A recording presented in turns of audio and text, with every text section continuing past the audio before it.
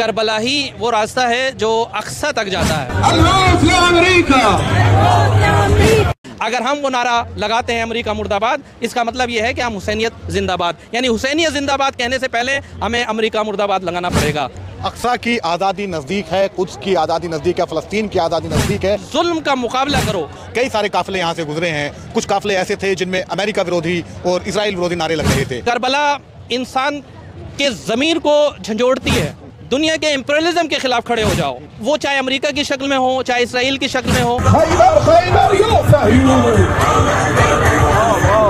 आपको वक्त के यजीद के खिलाफ, वक्त के फिरौन के खिलाफ, वक्त के शिमर के खिलाफ खड़ा होना पड़ेगा। क्या इसराइल पूरी दुनिया के हाथों से निकल चुका है? कुद्स का रास्ता करबला से होते हुए गुजरेगा।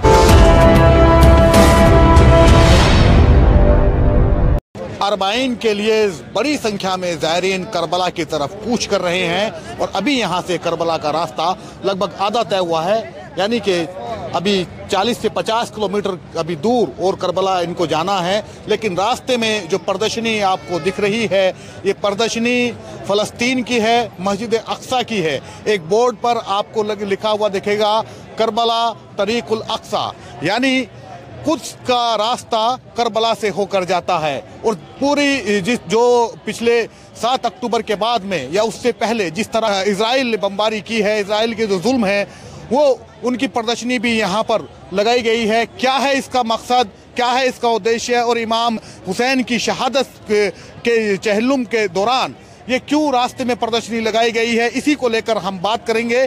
और साथ में आप देखेंगे जो पत्रकार फ़लस्तीन युद्ध को कवर करते हुए शहीद हुए हैं, उनकी भी तस्वीरें इस दीवार पर आपको दिख जाएंगी। अशरफ जैदी मेरे साथ में मौजूद हैं, द लीडर्स मीडिया हाउस के डायरेक्टर हैं। इनसे जान लेते हैं कि जो प्रदर्शनी लगाई गई है करबला के रास्ते में, इसका मकसद क्या है। देखिए वसीम भाई, इस साल जो अरबईन का नारा है और अरबईन की जो ऑर्गेनाइजर्स की जो टीम है, उन्होंने इस साल का अरबईन को इसलिए बहुत ज़्यादा उसकी अहमियत बढ़ भी जाती है क्योंकि उसका नारा जो है वो है करबला तरीकुल अक्सा, यानी करबला ही वो रास्ता है जो अक्सा तक जाता है। यानी अक्सा की लड़ाई वही लड़ाई है जो करबला की लड़ाई है, यानी वो लड़ाई जो इमाम हुसैन ने, वो शहादत और वो एक मूवमेंट जो इमाम हुसैन ने मैदान करबला में उस वक्त खड़ी की थी, और उस वक्त जो मूवमेंट चली, उस मूवमेंट को अगर देखा जाए वो आज भी जारी है। आज भी करबला के अंदर जो जुल्म हुए, जो इस्तबदाद और जिस तरह के जुल्म वहाँ देखने को मिले, आज वही जुल्म हमें गज़ा की सरज़मीन पे देखने को मिल रहे हैं। फ़िलिस्तीनियों को जिस तरीके से इसराइल द्वारा रात दिन उनके घरों के ऊपर बम्बारमेंट करके उनको डिसप्लेस किया गया, जिस तरह उनके बच्चों को, उनकी औरतों को कत्ल किया गया, यही वो लोग हैं कि जिन्होंने कल इमाम हुसैन के ख़िलाफ़ बगावत की और करबला में इमाम हुसैन को उनके बच्चों के साथ, उनकी औरतों के साथ उनको ज़िबा किया, उनको कत्ल किया और उनको असीर बनाया।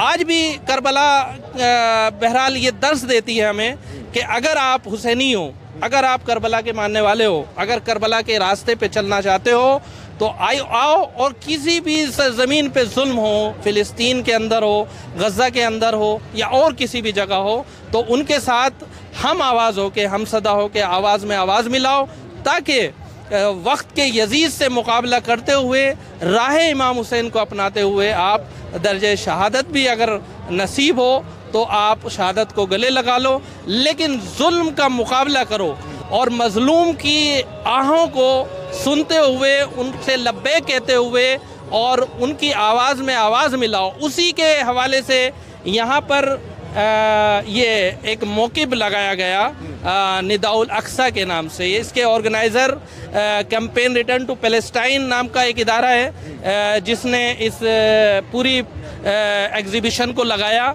और इमाम हुसैन के तमाम चाहने वाले जो इस रास्ते से गुज़र रहे हैं उनको ये पैगाम देने की कोशिश की कि आज भी आप लोगों की ज़रूरत ऐसे ही गज़ा को है, ऐसे ही फ़िलिस्तीनियों को है जैसे कल इमाम हुसैन को करबला में आप सबकी ज़रूरत थी।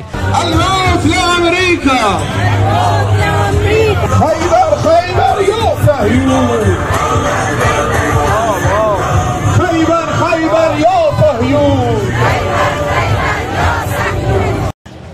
हमने देखा यहाँ पर कई सारे काफिले यहाँ से गुजरे हैं। कुछ काफिले ऐसे थे जिनमें अमेरिका विरोधी और इजराइल विरोधी नारे लग रहे थे। आखिर करबला के रास्ते पर इन नारों का क्या मकसद है, क्या उद्देश्य है?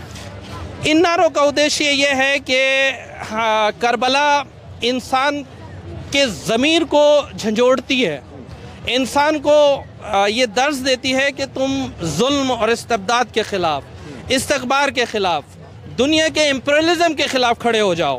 अब वो चाहे अमेरिका की शक्ल में हो, चाहे इसराइल की शक्ल में हो, चाहे किसी भी शक्ल में हो, आप अगर हुसैनी हो, अगर इमाम हुसैन के मानने वाले हो, अगर आप करबला के रास्ते पे चलना चाहते हो, तो आपको वक्त के यजीद के ख़िलाफ़, वक्त के फ़िरौन के ख़िलाफ़, वक्त के शिमर के ख़िलाफ़ खड़ा होना पड़ेगा ताकि आप हुसैनी कहलाओ।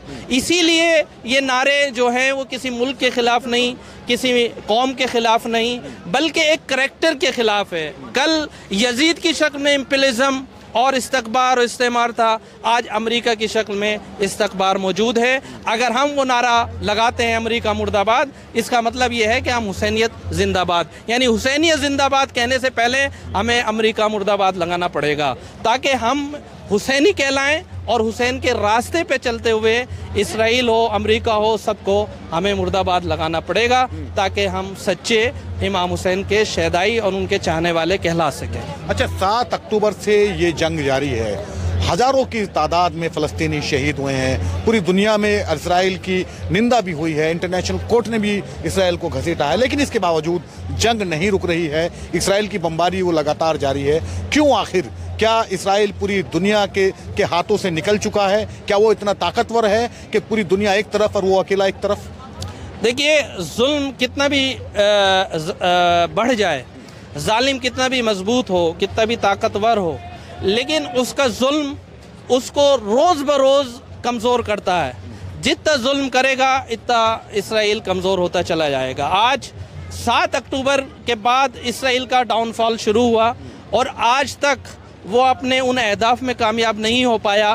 ठीक है, औरतें, बच्चे, निहत्थे लोगों पे बम मारकर उनको शहीद कर देना, उनके हॉस्पिटल्स को तोड़ देना, उनके एवन जानवर जो गज़ा के अंदर मौजूद थे उनके ऊपर फायरिंग करके उनको हलाक कर देना, ये दूसरी बात है। लेकिन जुल्म अपने आप खुद कमज़ोर होता चला जाता है और आज 7 अक्टूबर से ज़्यादा इसराइल आज कमज़ोर हो रहा है। जितना जुल्म कर रहा है इतना अपने ही आप उस दलदल में धंसता चला जा रहा है और रोज़ बरोज़ कमज़ोर हो रहा है। लिहाजा आप किसी को शहीद होता हुआ देखकर ये ना समझें कि वो कमज़ोर हो गए, बल्कि उनके मुकाबले में गज़ा के वो जवान जो 7 अक्टूबर से जो हालत जंग में हैं वो आज उतने ही मजबूत है, बल्कि मैं कहूँगा उससे ज़्यादा मजबूत हैं जो उस वक्त थे। अच्छा, ये पीछे अहलुल बनात यूनिवर्सिटी है, यहाँ पर जो है एक बोर्ड लगा है और उस पर लिखा हुआ है अल कुद्स 833 किलोमीटर, इसका क्या उद्देश्य है? देखिए, रेसिस्टेंस एक्सिस के जो लीडर्स थे उसके अहम कमांडर का नाम है general Qasem Sulemani. General Qasem Sulemani कहा करते थे कि कुद्स का रास्ता करबला से होते हुए गुजरेगा। इसका मतलब ये है, उसका मतलब किलोमीटर या उसकी डायरेक्शन या उसकी दूरी से नहीं नापी जा सकती।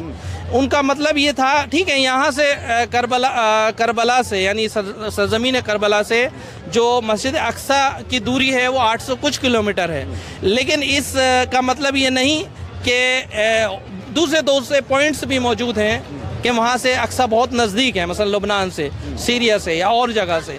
इस नारे का मतलब ये है कि करबला से यानी अक्सा का रास्ता करबला से गुजरता है। इसका मतलब ये है कि अक्सा को आज़ादी तब मिलेगी जब हम कुर्बानी पेश करेंगे, जब हम शहादत को अपने गले लगाएंगे।